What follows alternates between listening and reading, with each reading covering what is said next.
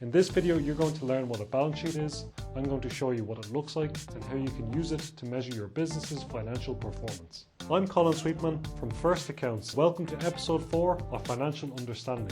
As a business owner, you need to know what a balance sheet can tell you about your business's financial position, essentially who owes it money and who it owes money to, and how much, if any, is left over for the business owners themselves. And in this video, we will discuss the naming conventions of the balance sheet, the structure and format of the balance sheet, and the individual items that make up the balance sheet. So, why is it critical to know how a balance sheet works? Put simply, as a startup or small business owner, you're going to need to know this because bank managers and investors will expect you to know it. But you will also need to know it to make sure that your business can do its best. I can guarantee you that the first piece of financial information investors and lenders will want to look at is the balance sheet. This is because it is considered a snapshot of your business's financial performance at a certain period in time. It will allow them to determine the business's financial health and if it's worth investing in or if it is too risky to invest in. The official definition of a balance sheet is a snapshot of a business's assets, liabilities and equity at a single point in time. And here you can see what a real balance sheet looks like. There are 3 main sections. Assets. These are things which the company owns, like cash and stock and fixed assets. Liabilities. These are things which the company owes, like tax debts, salaries owed to employees, and bank loans. And equity. Similar to liabilities, it's basically the residual value that the company owes to its owners. You might notice that a balance sheet follows a certain simple equation which can be summarized as assets equals liabilities plus equity. Suffice to say, if you have €100,000 of assets in your business, then it makes logical sense that you have €100,000 of liabilities and equity in your business. This is why it's called the balance sheet. We can even change the formula around and put liabilities on the left side if we want, and make it assets minus liabilities equals equity. Meaning that if you subtract all of the liabilities from the assets, what you are left with is the equity that belongs to the business owners. Let's see this formula in action. I might own a business that has €100,000 and €80,000 in loans, meaning I, as the owner, am owed €20,000 by the business in the form of equity. Let's now take a look at a sample balance sheet.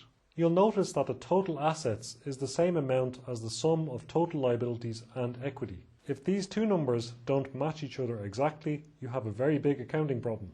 Before computers were invented, the balance sheet needed to be prepared on huge paper ledgers, and this often caused many problems for accountants as they wasted hours and days trying to figure out the numbers to balance the books. Today, thanks to accounting software like Xero, Sage and QuickBooks, this is nearly impossible, as these systems don't actually allow you to make a single entry. Every entry is a double entry, which ensures the books are always balanced. So let's see an example balance sheet. You can see here that the balance sheet has several sections.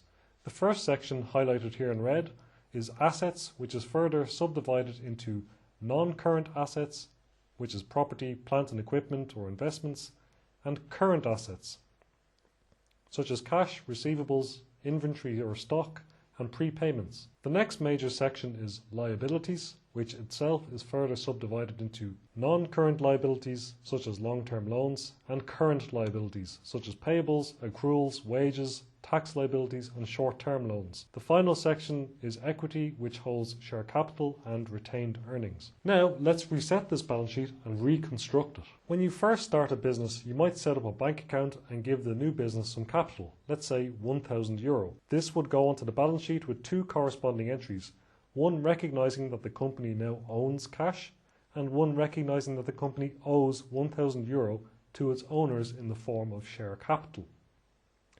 You also decide to take out a loan of €10,000, which you need to pay back in 2 years' time. You need to buy a laptop for €2,000, and you see how we've basically moved €2,000 from cash to fixed assets. You purchase stock for €5,000 on 30 days credit with your materials supplier. We now owe the materials supplier €5,000 and have €5,000 worth of stock. Notice after all of this that the balance sheet still balances. Finally, you make a sale in cash for €7,500. You make another sale for €2,500 but give your customer 60 days to pay. So now we need to account for the deduction in stock and recognise it as an expense by removing it from retained earnings. Looks like we have made some profit and you decide to pay yourself a wage of €1,000. €200 is owed to revenue commissioners and the balance of €800 is owed to you as an employee of your company. Notice how the balance sheet is still balanced. The balance sheet, also formally referred to as the statement of financial position, can be likened to a photograph of a business at a certain point in time. And in this case, we're talking about maybe the 31st of December 2020. You'll notice that assets form the first half and then liabilities and shareholders' equity will form the second half. So the first half, fixed assets, are assets which are purchased for long-term use and are not likely to be converted to cash in the near future, typically less than a year. They include things like land, buildings, machinery, intellectual property. That would be called intangible fixed assets. The next one we have are current assets, and these are assets that are expected to be liquidated or turned to cash within a year. That would include things like stock or inventory that will be sold on to make revenue, customer invoices that are being treated as debtors. In this case, we have debtors falling due after 1 year, which you typically wouldn't see in current assets. And of course, the most liquid current asset, cash itself. Typically, you would then see another section labelled current liabilities and below that non-current liabilities, but I don't think they had enough items to justify that, so we have same principles apply. Current liabilities typically fall due within 1 year and non-current typically fall due after 1 year. But in this case, they're both falling due within 1 year. So they have debt and finance leases that they need to repay within 1 year, and they have other creditors, presumably suppliers that are owed money, and taxes, presumably. Net current assets. This is another way of saying current assets minus current liabilities. It's a good way to find out how liquid the company is in its current state. And of course, then we have net assets. And that is another way of saying shareholders' equity. Net assets is basically all of your assets minus current liabilities and net liabilities. So assets minus liabilities equals shareholders' equity.